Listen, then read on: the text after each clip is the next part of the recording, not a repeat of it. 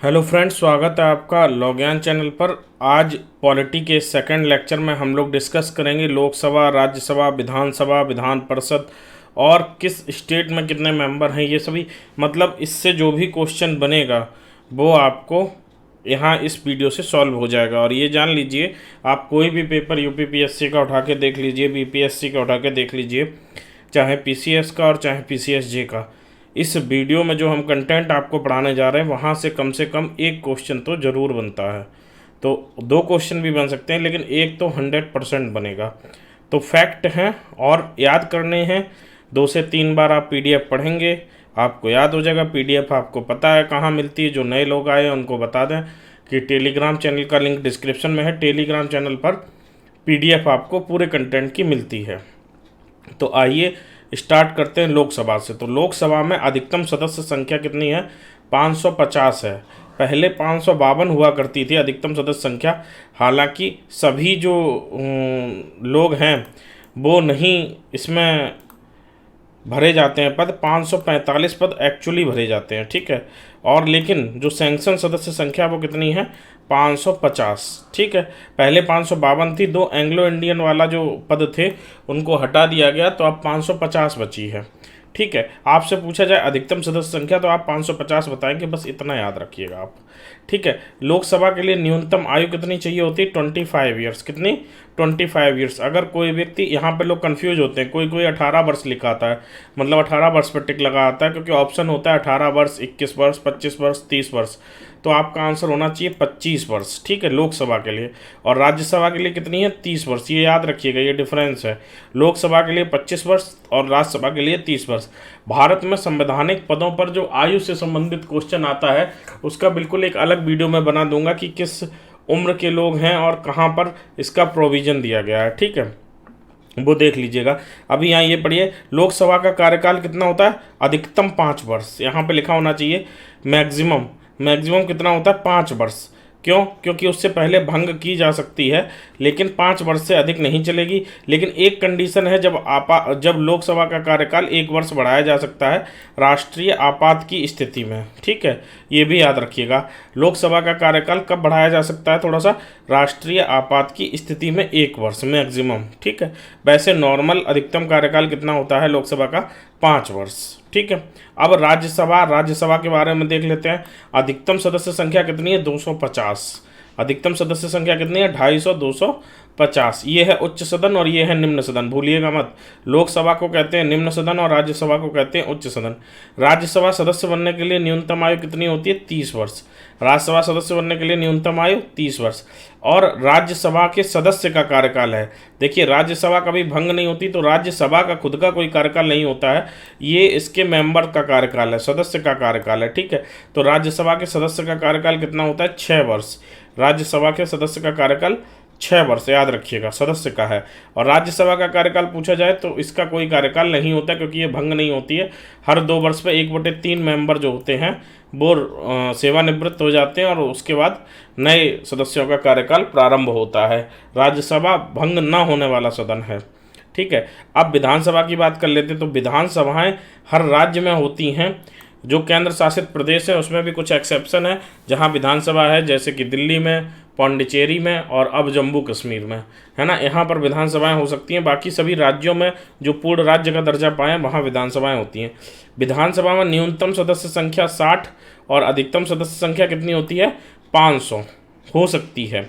हालांकि ये जो अधिकतम सदस्य संख्या ये अभी तक एक्सीड नहीं की है, मतलब कहीं भी 500 या उससे ऊपर मेंबर नहीं है, हर जगह 500 से कम मेंबर है। लेकिन ये न्यूनतम सदस्य संख्या के कुछ अपवाद आपको देखने को मिलेंगे। जब हम बताएंगे कि कहाँ की विधानसभा में कितने सदस्य हैं, तब आप देखिएगा जो छोटे छोटे स्टेट हैं वहाँ पर ये अपवाद देखने को आपको मिल जाएंगे, ठीक है। तो कुछ अपवाद हैं इसके। न्यूनतम आयु विधानसभा के लिए वही है जो लोकसभा के लिए है, और वो न्यूनतम आयु कितनी है? 25 वर्ष। और कार्यकाल कितना होता है सदस्य का?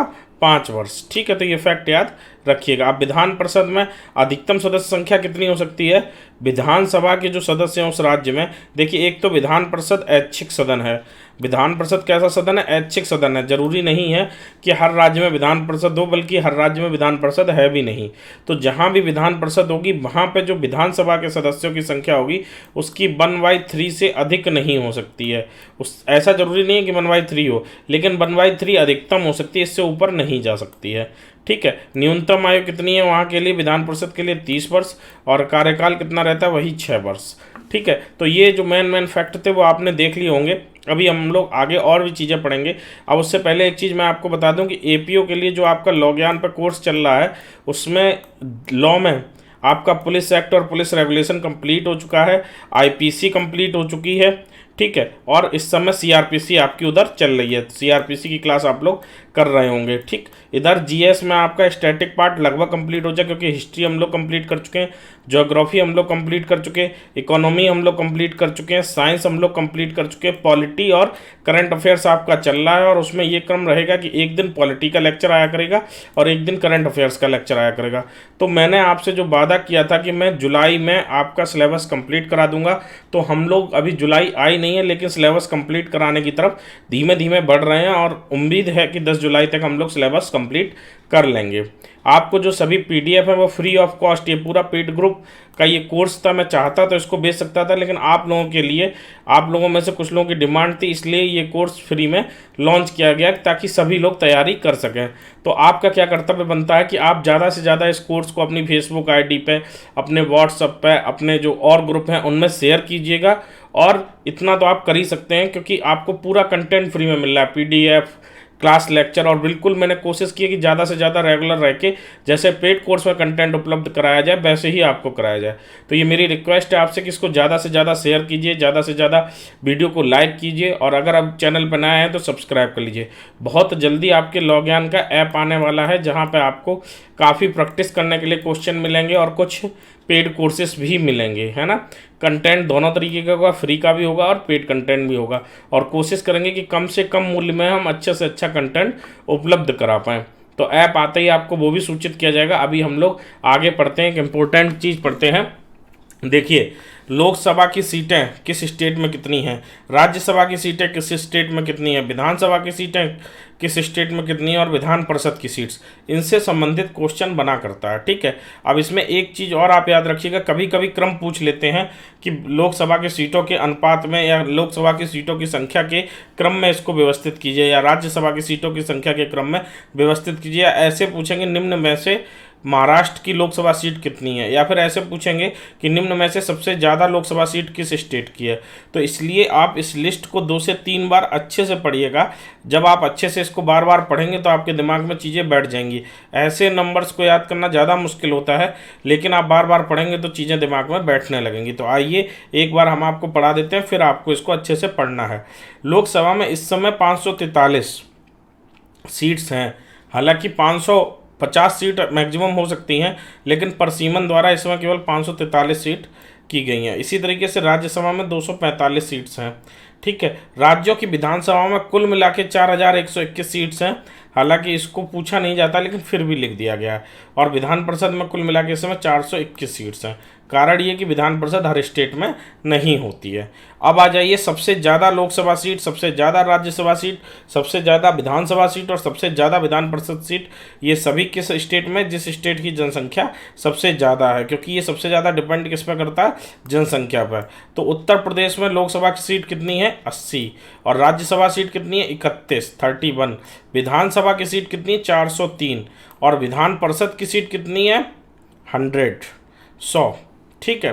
लोकसभा, राज्यसभा, विधानसभा और विधान परिषद, इसको कहते हैं लेजिस्लेटिव असेंबली, और इसको लेजिस्लेटिव काउंसिल। कंफ्यूज नहीं होना इंग्लिश मीडियम वालों को। ठीक है।